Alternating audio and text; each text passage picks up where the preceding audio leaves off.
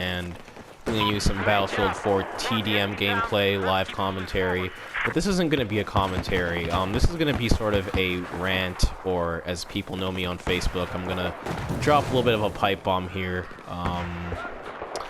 This one's going to be a little bit of a personal one, you know. I'm trying to explore different mediums of voicing my opinion on certain aspects of human life and whatever, you know. And I figured I might make this more entertaining and have some gameplay if you know, do a live commentary and have you guys watch me kill and be killed. Which is kind of funny because the topic today is human consciousness of death, and how it actually kind of sneaks up on you. Just recently, there was news of a teacher who passed, oh, he said thank you, no problem, man, no problem for the revive. YOLO, as they say, or in video games, many lives. There's a teacher who recently passed in my high school, who was, you know, a video game enthusiast, which is part of the reason why I'm doing this as a video game medium, to pay tribute to him, because he really quite enjoyed video games. But, you know, he was just such a nice guy, and it just sucks that good people, you know, really good people die young. And that's a common theme that... A really common theme that I've been witnessing the past couple of years is that just really good people end up dying young, and, you know, some just people who don't really deserve to live, you know. I'm sorry if that's insulting to some people, but I mean, we all know that some people like that who just go around using others for their own, you know, gain or whatever, you know. I've certainly had experience with that. Other people have certainly had experience with it. But, you know, people like that, you know, just live really, really long, happy lives. And then people like the teacher, one of the teachers at my high school that I used to go to, you know, passed, and for no reason whatsoever. It's just... It kind of brings the whole concept of life into perspective if you think about it, really. I mean, you know, humans are blessed or cursed, some people would say, with consciousness that, you know, one day we're gonna kick the bucket.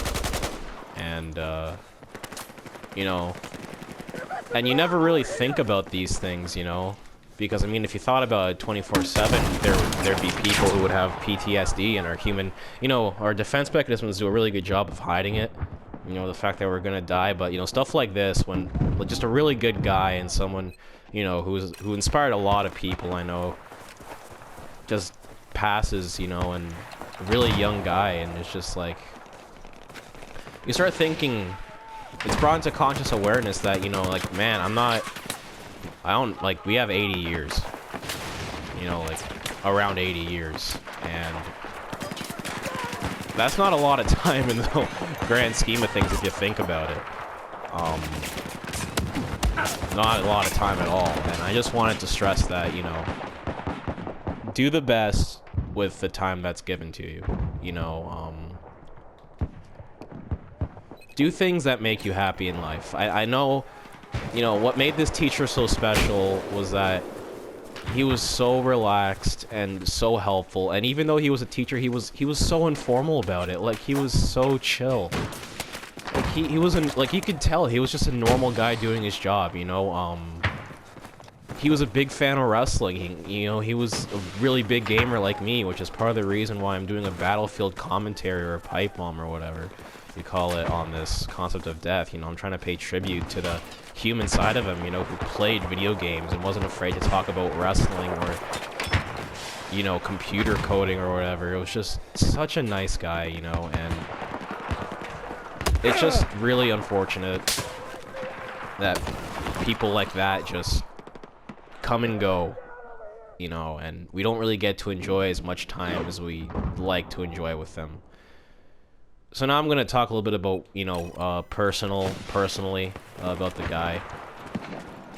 My opinions on him.